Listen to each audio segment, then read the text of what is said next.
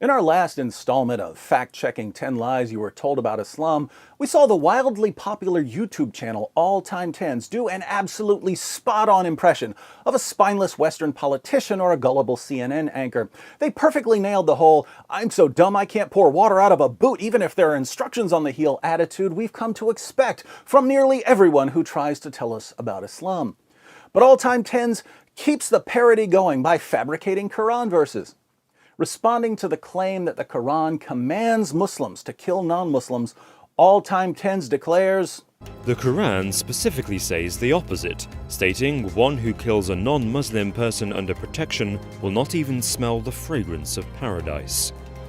And whoever hurts a non-Muslim, I shall be adversary to him on the day of resurrection. Now you can read the Quran until your brain melts. You're not going to find these verses. For you doubters out there, I'll once again demonstrate my level of confidence by proclaiming that I will bow down and recite the Shahada if you can find these verses in the Quran. Much like the Shahada and Islam's 5 daily prayers, these quotations don't come from the Quran. They come from the Hadith. And this is hilarious because these quotations don't even sound like they come from the Quran. Anyone who's spent any amount of time reading the Quran can spot the style difference instantly. So, someone who attributes them to the Quran might as well wear a sign around his neck saying, "I'm as sharp as a bowling ball."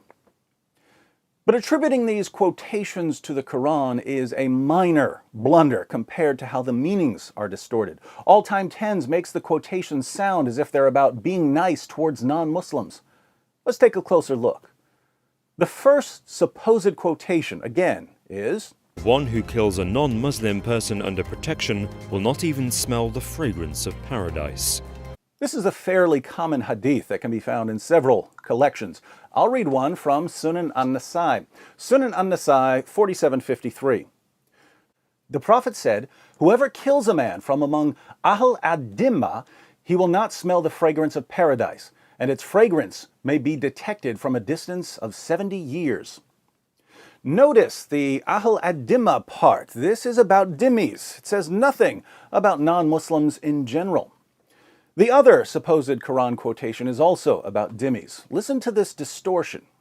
Whoever hurts a non-Muslim, I shall be adversary to him on the day of resurrection. Sounds like it's about non-Muslims generally, right? This hadith is more obscure than the other, but you can find it quoted in a number of books where it's attributed to Al-Khatib. The hadith actually says, "Whoever hurts a dhimmi, I am his adversary, and I shall be an adversary to him on the day of resurrection." Once again, this is about dhimmis. What's a dhimmi? A dhimmi is a non-Muslim living in an Islamic area who's agreed to pay the Muslim community in exchange for not being killed and for being able to continue practicing Christianity or Judaism. The Jews of Khaybar are a good example here. In Sahih al-Bukhari 23:38 we read, "When Allah's messenger had conquered Khaybar, he wanted to expel the Jews from it as its land became the property of Allah, his messenger, and the Muslims. Allah's messenger intended to expel the Jews, but they requested him to let them stay there on the condition that they would do the labor and get half of the fruits. Allah's messenger told them, 'We will let you stay on this condition as long as we wish.' So the Jews agreed to stay on the land and do all the work, but they would give half of their annual produce to the Muslim community.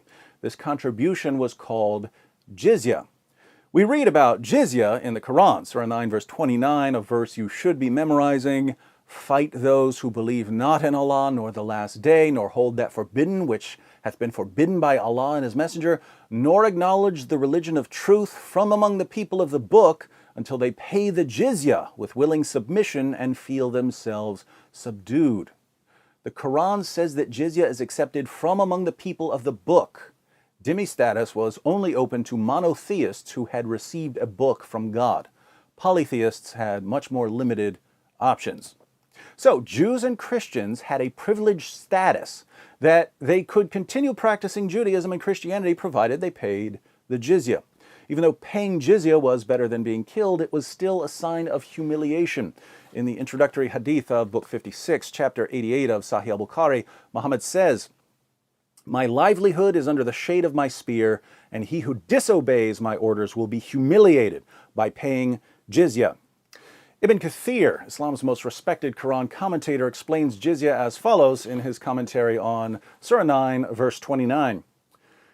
Paying jizya is a sign of kufr and disgrace. Allah said, until they pay the jizya, if they do not choose to embrace Islam, with willing submission, in defeat and subservience, and feel themselves subdued, disgraced, humiliated, and belittled.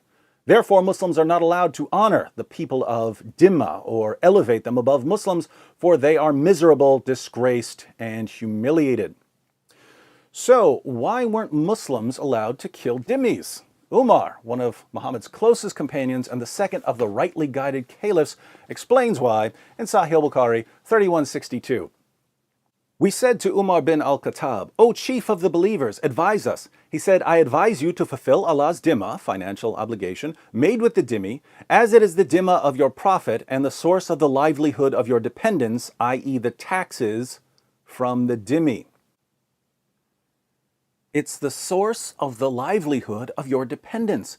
Dhimmis are where you get the money to feed your families. Dhimmis are the people funding the Muslim community. This is why Muhammad said, my livelihood is under the shade of my spear.